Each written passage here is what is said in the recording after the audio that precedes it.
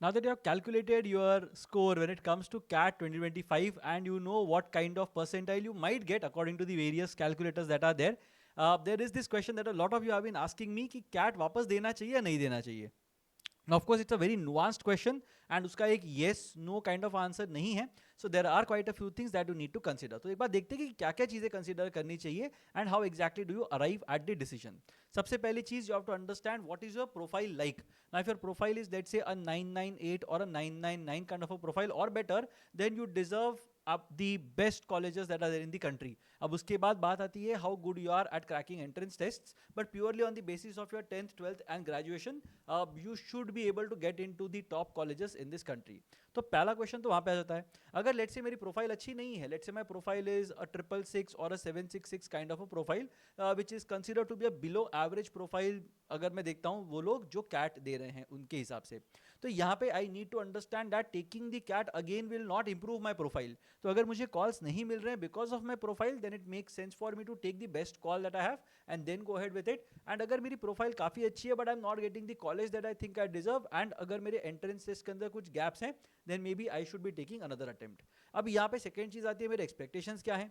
May be my profile is very good but my expectations have not been great to start with. I just want to get into a B school. Maybe मेरे लिए placements उतना matter नहीं करती, proximity to my home matters a bit more, या फिर I am an entrepreneur so I just want to learn the subjects properly from a decent college. तो ये सब चीज़ें आ जाती हैं कि मेरे एक्सपेक्टेशंस क्या हैं. Now, if your expectations are to get a good job from campus, then you have to look at the absolutely best colleges that are there, and फिर उसके हिसाब से प्लान करना पड़ेगा. तो वो अगर नहीं मिल रहे हैं, your profile is good, your entrance test scores are decent, so of course it makes sense for you to try again. तीसरा क्वेश्चन आता है how well did you prepare. तो अब सब कुछ ठीक था, एवरीथिंग इज फाइन, एंड यहाँ पे lot of people have this issue that they did not prepare as well as they would have liked to. तो मैंने टेस्ट सीरीज लेके रखी हुई थी, मैंने कोई इंस्टीट्यूट ज्वाइन किया हुआ था, but I was not very regular in terms of my classes. Late से मैंने सारे टेस्ट दिए ही नहीं, I kept on deferring mocks पूरा का पूरा टिल द एंड, एंड मैंने अक्टूबर या नवंबर में जाके मॉक्स देना स्टार्ट किया था. Now that is not something that will help you prepare well for the test. तो प्रिपेरेशन ठीक से हुआ था कि नहीं हुआ था, that is also a question. Did you take ample mocks, did you look at ample situations that you might have come across during the test, and उसके लिए मेंटली प्रिपेयर थे या नहीं, वो बहुत इंपॉर्टेंट हो जाता है. So if you have not prepared well, then of course there is of course a lot of scope for improvement when it comes to cracking the CAT. उसके बाद how many mocks did you take. अब ये preparation का ही एक सब part आ जाता है कि कितने मॉक्स दिए थे, कितने सिनारियोज को एक्सपोज हुए थे, डिफिकल्ट टेस्ट दिए थे या नहीं दिए थे, how did you handle a difficult DILR section, how did you handle difficult quant section. ये सारी चीज़ें बहुत ज़्यादा इंपॉर्टेंट है. अगर मैंने मॉक्स ज़्यादा नहीं दिए हैं, अगर मैंने बहुत ज़्यादा सिमुलेशंस फेस नहीं किए हैं, then it's going to be a problem come the exam day, because वहाँ पे कुछ भी हो सकता है, right. And the more situations you are expose to, the more clear you are in terms of how to react to the situations. So अगर नहीं किया, then of course you have your answer, there is definitely scope for improvement. उसके बाद how was your CAT day. चलो सब कुछ ठीक था, मेरी प्रोफाइल ठीक है, मैंने प्रिपरेशन ठीक से किया था, मैंने बहुत सारे मॉक्स दिए थे, but my CAT day was not up to the mark. I woke up on the wrong side of the bed. I got out of the bed from the wrong side, and it was not exactly something that I was emotionally prepared for, mentally prepared for. कुछ technical glitches हुए, maybe the center was not that great. You looked at the questions and you got slightly rattled, so you could have maybe given a better emotional response come the cat. तो ये अगर चीज़ है, तो ये भी एक चीज़ सोचनी ऐसी है कि यार मतलब ठीक है, मैं मेरी प्रिपरेशन बहुत सही थी, बट कैट डे पे I was not able to think straight.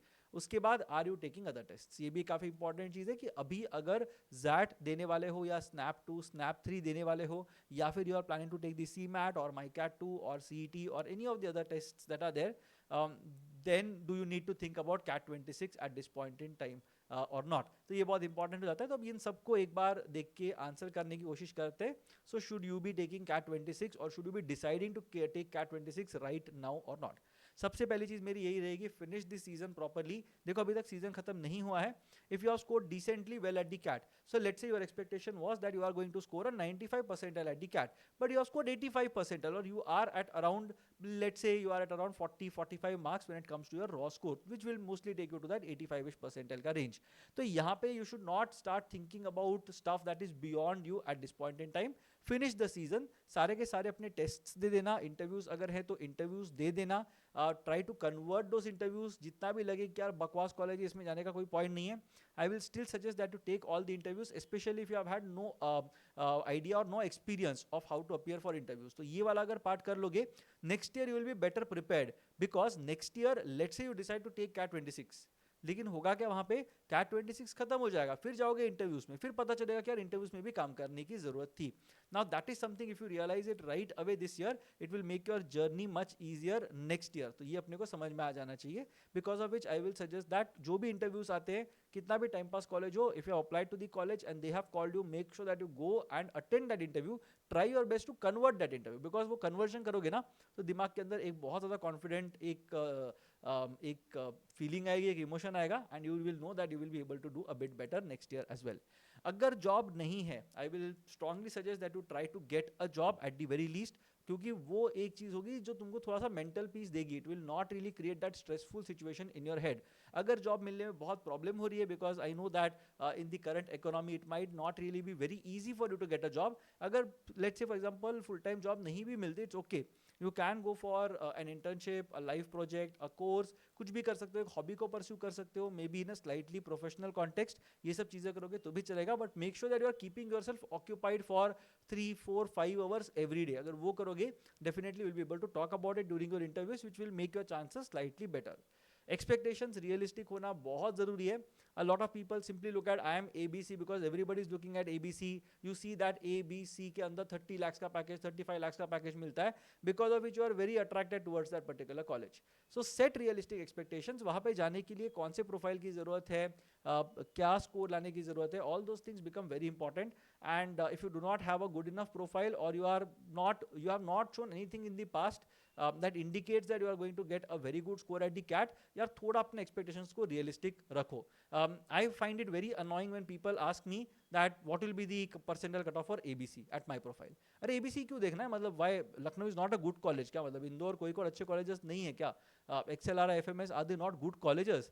They are definitely good colleges यार, मतलब don't get into that thing जहाँ पे you are only looking at ABC because you have heard it from someone or somewhere that अगर ABC नहीं मिलता तो life खत्म है करके, ऐसा बिल्कुल भी नहीं है. If you get into any of the top 10 or 12 colleges in the country, I think you will lead a very decent life, and after 5 or 10 years you have to prove your worth to the organization. तो वो अगर होता है तो definitely you will end up doing much better as well. So ऐसा कुछ भी नहीं है that मैं सिर्फ 2 या 3 colleges को ही देख के चल रहा हूँ, बाकी colleges में देख भी नहीं रहा. अगर मेरे पास एक solid reason है to do that, then I am completely on board. Let's say for example I am a gold medalist from an IIT, I have a 999 profile, and I have had a 2-digit or a low 3-digit AIR at the JEE. अगर ऐसा कुछ situation है तो definitely yes, I can understand. मैं बोलूँगा कि नहीं मेरे को ABC ही जाना है, because if I go to any other college, maybe my profile will get slightly diluted, जो मेरे को नहीं करना है. Then it makes sense. But for many other people, most of the people, I think ABC is going to be the best thing that you can get, and you can also make do with an LIK, XL, FMS. तो ये सारी चीजें भी consider कर सकते हो, करनी चाहिए, is what I strongly believe. So set realistic expectations. Don't get obsessed about or obsessed with brands without precedents. So ये मत सोच के जाओ कि यार 99.5 percentile तो मिल ही जाएगा, ये सोच के मत जाओ. अगर आज तक कभी 99.5 percentile नहीं मिला, it will be very difficult for me to promise you that you are going to get a 99.5 percentile, right?